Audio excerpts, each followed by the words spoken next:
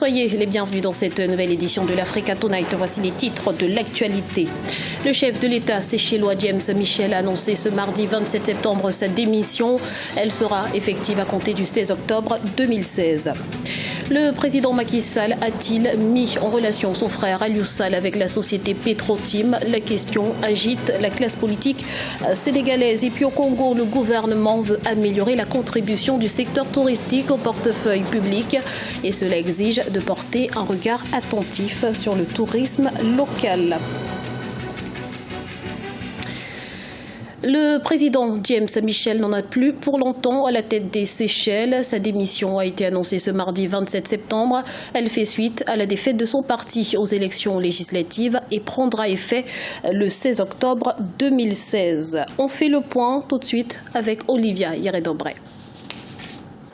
Le président des Seychelles a annoncé sa démission ce mardi 26 septembre 2016. La démission de James Michel, 72 ans, au pouvoir depuis 2004 et qui faisait office de président et de chef de gouvernement, sera effective le 16 octobre 2016.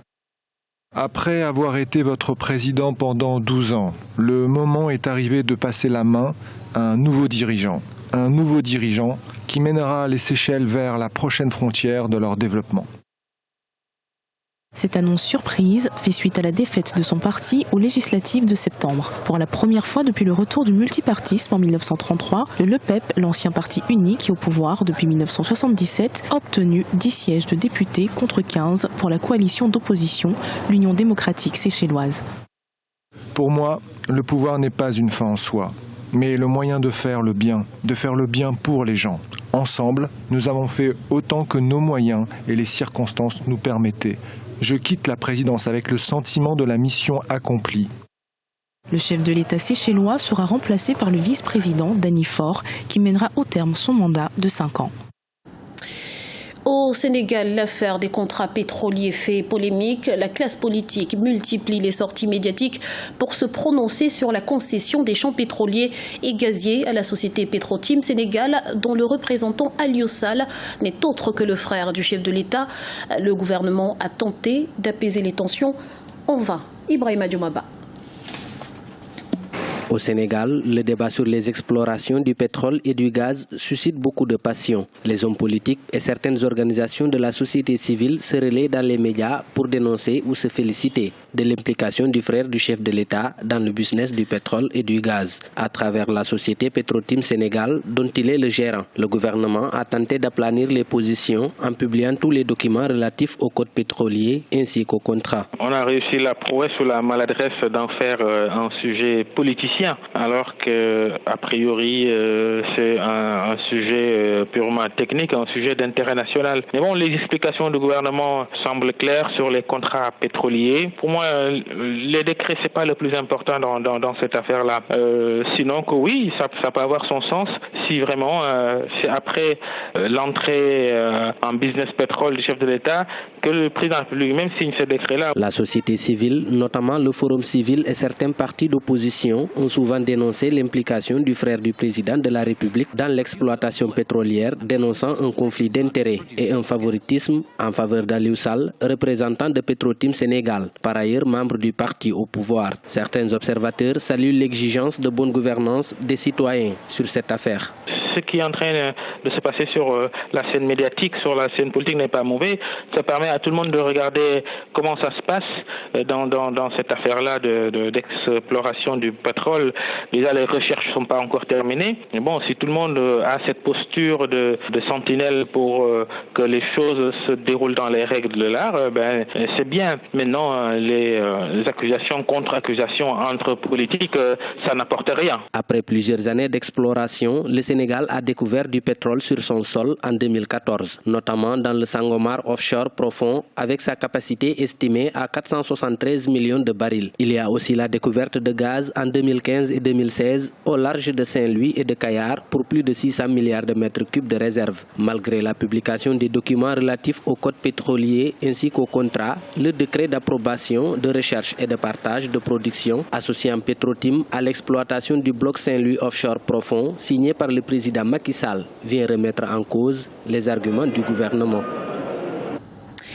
Nouveau rebondissement dans l'affaire Jean-Pierre Bemba, l'ancien vice-président congolais condamné à 18 ans de prison par la Cour pénale internationale pour crimes de guerre et crimes contre l'humanité, a fait appel ce mercredi. Il dénonce des vices de forme dans son procès.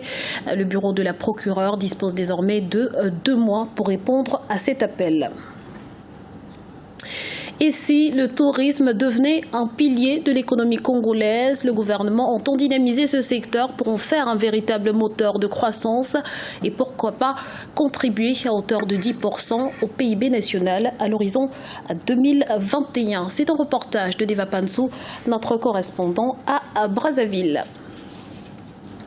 Le tourisme génère 1 emploi sur 10 dans le monde. Conscient des opportunités qu'offre ce secteur, le gouvernement congolais a décidé de faire du tourisme un des secteurs clés de son économie et de la nécessité de sa diversification. Le ministère du Tourisme ambitionne d'améliorer la contribution de ce secteur au portefeuille public. Cela exige de porter un regard attentif sur le tourisme local ainsi que les sites connus et inconnus qui le constituent. Le gouvernement, votre gouvernement, que dirige le Premier ministre Clément Mwamba, entend développer au cours des 5 prochaines années une industrie touristique génératrice de revenus et d'emplois pour atteindre 10% de notre produit intérieur brut à l'horizon 2021. Le diagnostic de ce secteur dans notre pays a permis de mettre en évidence des améliorations observées ces dernières années et de relever les insuffisances dont il souffre.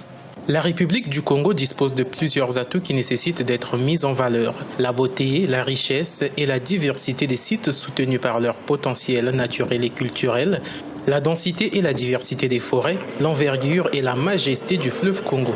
À côté de ces atouts, des écueils ralentissent le développement de ce secteur. La faible valorisation des sites touristiques, la faible consommation des produits touristiques par les Congolais eux-mêmes, l'absence des parcs zoologiques. Le potentiel naturel reste sous-exploité. Les principales contraintes reposent sur des aspects d'ordre opérationnel, techniques, socio-économiques et financiers, que le gouvernement s'engage à résorber par une meilleure exploitation des infrastructures existantes et par la valorisation du potentiel naturel, culturel, matériel et immatériel de notre pays. Le tourisme peut constituer une source de développement et de progrès à tous les niveaux. Par ailleurs, le ministère du Tourisme et des Loisirs a décidé de mettre en place un guichet unique des systèmes du tourisme, de l'hôtellerie et des loisirs avec à la clé la création d'une direction des systèmes d'information et de communication en son sein. Au centre des congrès de Tripoli, ce fut la fête des super-héros de bande dessinée du 23 au 25 septembre 2016. Le Comic-Con, un festival américain, s'exportait en effet pour la première fois en Libye. C'est un sujet de la rédaction. Pour la première fois de son histoire, le Comic-Con s'est posé à Tripoli. Le festival américain, dans sa version libyenne, s'est en effet tenu du 23 au 25 septembre 2016 au centre des congrès de la capitale. Le concept originellement dédié aux bandes dessinées s'est renforcé pour s'ouvrir à une frange plus large de la culture populaire, intégrant ainsi le cinéma, les séries télévisées ou encore les mangas. L'idée initiale de cette convention tournait autour des personnages de BD, mais l'idée a grandi. Il n'est plus seulement question d'animation. Elle a évolué pour inclure des films et des émissions de télévision et essentiellement tout ce qui concerne les médias de divertissement. Durant 2 jours, les animations se sont donc succédé et les cosplayers ont rivalisé d'imagination, se transformant en super-héros le temps d'un après-midi. La Comic-Con est une exposition qui rassemble les idées de dessin, bande dessinée, personnages fictifs, cosplay, les peintures, etc.